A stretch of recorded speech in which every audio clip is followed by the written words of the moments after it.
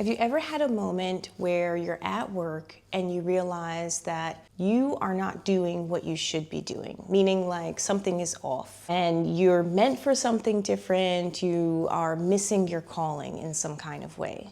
Well, I had that moment and I remember it just as clear as it was yesterday. I was working as an associate in a regional law firm in Connecticut, and it was past 5:30. I was staying late to finish up some documents, working with a partner who was looking to close a deal. And he comes into my office. He comes up behind me and he's kind of leering over me from behind, and he points at a comment, a comma, on the document that I was revising, and he says, "Do you see this comma?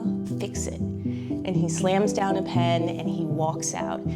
And I broke down in tears. And I remember in that moment that this was not it for me. This was not it. This was not the end of the road. I was not made for being an associate in a big firm or a regional firm, any kind of firm. It just wasn't for me. And maybe you haven't had that dramatic of an experience. Maybe you haven't felt what I felt in that moment in that way, but I'm sure you've probably had some kind of moment where you said, "This is not it. It's time for me to go."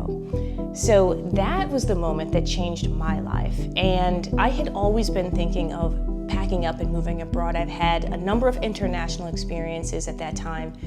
And it was that moment that I decided to act on it.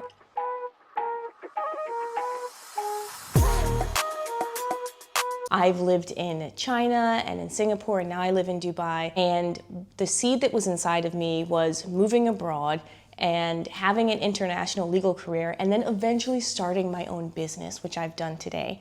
And so I'm going to talk to you today about the 5 reasons why I chose Dubai to do that. And packed up with my 4 kids, we've traveled the world, but Dubai is where we ultimately ended up and where we're living today. And I'm going to go through these 5 reasons on why I moved to Dubai and why I decided to start my business here. So stick around. Let's start with the most important reason, which is safety and freedom. Look, I've been watching the news from abroad. I've been watching what's happening in the US, and to say that it's concerning is an understatement. Putting all of that aside even, Dubai is a very safe place, particularly for Black Americans. I know some of you may get into the comments and say things about, what you've read in the news, etc. I'm talking from my personal experience in this video. I've never been pulled over by police officers. I've never been a victim of theft or other crime, knock on wood, but that has been my experience here. And if you look at the data, compared to most major cities in the US, Dubai is more safe. I think that is undisputed, regardless of what you read in the news. Compared to major cities like New York and Atlanta and LA and San Francisco, Dubai is more safe. Adding on top of that, we don't have gun violence here. And so these are some of the reasons that I'm walking through today about why I chose Dubai, but for sure, freedom and safety, at least how I experience my life here, has been great.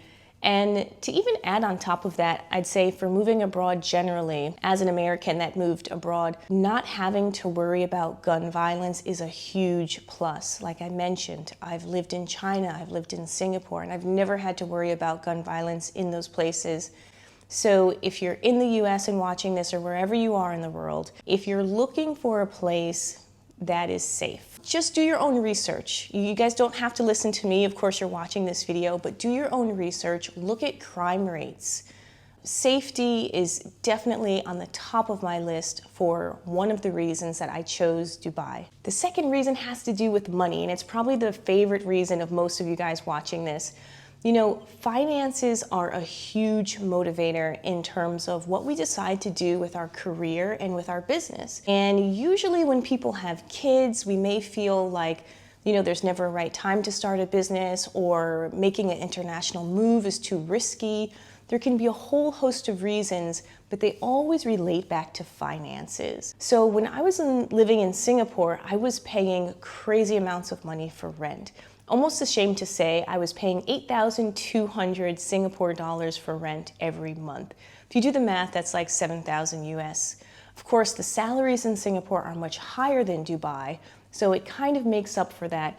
But for sure, the cost of living in wherever you live is going to be a huge factor. Today, I'm paying much less for rent. I pay around 8,500 dirhams for rent for a pretty large 2-bedroom apartment. And 8,500 dirhams, it's around 2,000, a little bit over 2,000 US, 2,500 or so.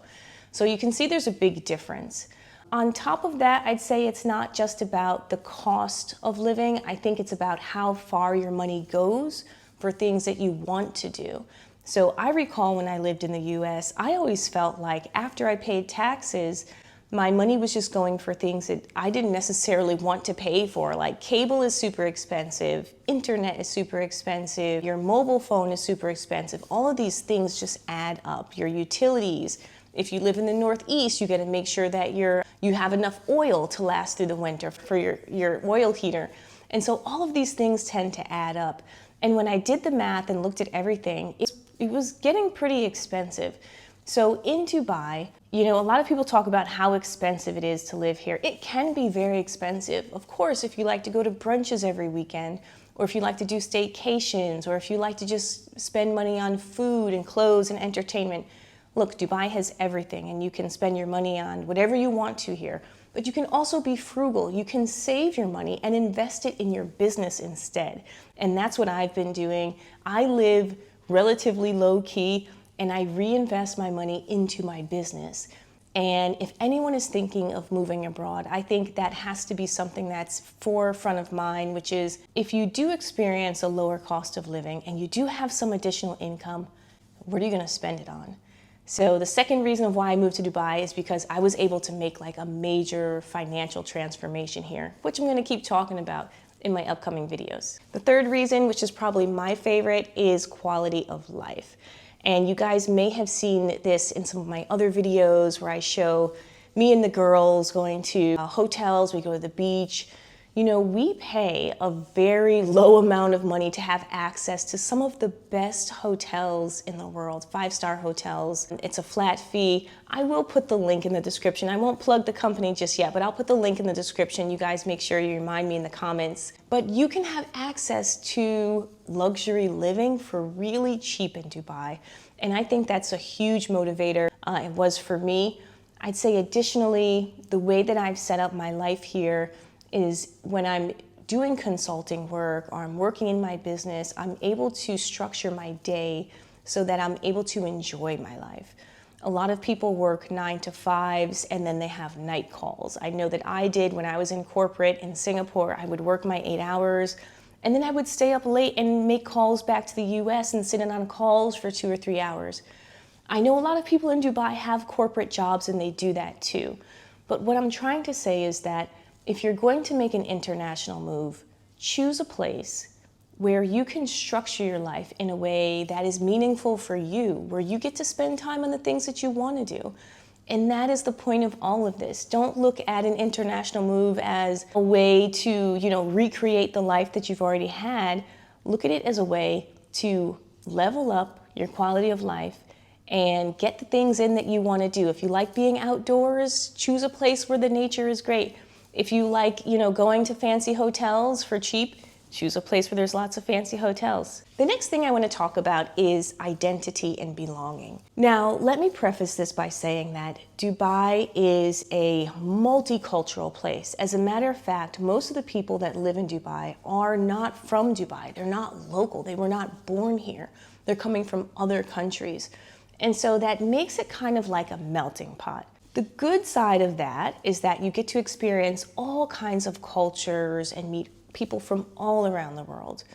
The bad part about that is because there is not really a main, extremely strong cultural identity that's ever present, like you go to the US and like Christmas is all around, in that time of year. We have various holidays in Dubai which represent different cultures, but you're not going to feel that cohesive, single identity.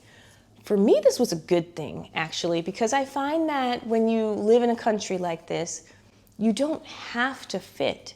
into any particular culture. You can just be you. And in my experience growing up in the US, I really struggled growing up in a predominantly white town in finding where I fit in. And then when I went to the inner city to church on the weekends in a black church, I also didn't fit in because they were like, why do you talk like that? You talk white, right? That was just my experience. So living abroad, and particularly living in a place like Dubai that is super multicultural, you're gonna be able to shape your own identity, experience the cultures that you wanna experience, and just basically fit in where you want to fit in. The last point I'm going to make is about kids. I know I talk about kids a lot on this channel, and I particularly talk about the way that living abroad has benefited my kids, because I probably didn't realize it in the beginning when we first moved to China. I probably didn't realize the impact that it would have on their lives and how it would shape them as individuals. And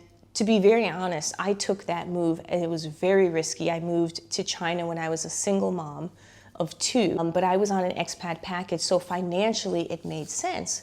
Their private international school tuition was covered, our housing was covered, we had a driver. It was a no-brainer financially, but still moving abroad when you're a single mom of two. Looking back today, fast forward, gosh, over 15 years, and you guys know that my two oldest boys are in college in the US, I see the impact that it has had on them. They have friends from literally all over the world, and they've been exposed to cultures from all over the world. And even though they're going back to the US for college and they're there, they've always kept this perspective of open-mindedness with them. I don't think my children will ever become the type of people to judge someone based on where they're from, because they are people who are literally from everywhere and nowhere, right? So I don't think they'll ever become that. I really think the world needs more people who are open-minded, globally curious, globally aware, etc. On top of that, I also think their mindset is different because they are more resilient. They can, make friends and network in ways that I probably never could. And I think there's a sense of confidence that comes along with that. Most people don't really start feeling confident until they hit their 30s. Even if they do really feel confident at that time, it takes people a long time to really feel secure in themselves. And so I say that to say that there are benefits for kids as well. I know a lot of what we talk about is the financial benefit, building a business, reinvesting money back into your business, but many of you have kids, and you have to think about your kids as well. Now, I know in my last video when I talked about this, I got a lot of comments where people said, Jamilia, what about psychological impact on kids? What about their mental health, moving so much? Look, everybody is different, and everyone's as children are different. If you have a child where you feel like they're not going to adjust socially, or they're not going to feel comfortable in a new setting because of a past medical issue, or there are other issues that are going on in your life, then that is a special circumstance, and you have to do what's best for your child. What I'm saying is that there are benefits that we can't ignore, and I just want to make you guys aware of what my experience has been and why I decided to move to Dubai. So, let me be completely real with you. This move to Dubai was not easy. I'm telling you guys about the benefits now, but the move itself wasn't easy. I know some people that met me when I was 2 years in, and they said, how do you like Dubai? And I said, I'm adjusting. And for me, after having lived in so many different countries, to say I'm still adjusting after 2 years, that's a big thing, okay? So it was tough for me, and that's because I didn't have a network. I didn't know anyone. I didn't know how things worked. I had to find out how to set up my business all by myself. I had to research, I had to make calls, I had to do all of this homework just to get to where I am today. And to be honest, it was really tough. But that is why I have this channel, and that is why I make these videos for you guys. Because to be honest, it shouldn't be that tough. It should be much more easy. So if you are interested and you're considering moving to Dubai, I want you to check out my email list. I'll put the sign up in the comments below or in the description of this video. Sign up. I give advice, I give tips, I tell you about the best free zones, I tell you about industries and networking. And if you're really interested, set up a call, explore. Maybe I'm the right person to help you. I offer services and I work with a limited number of people who are looking to move to Dubai and set up a business. I hope this video has been helpful for you. If you have any questions, I'd like to hear it in the comments below. And until next time, take care. Bye.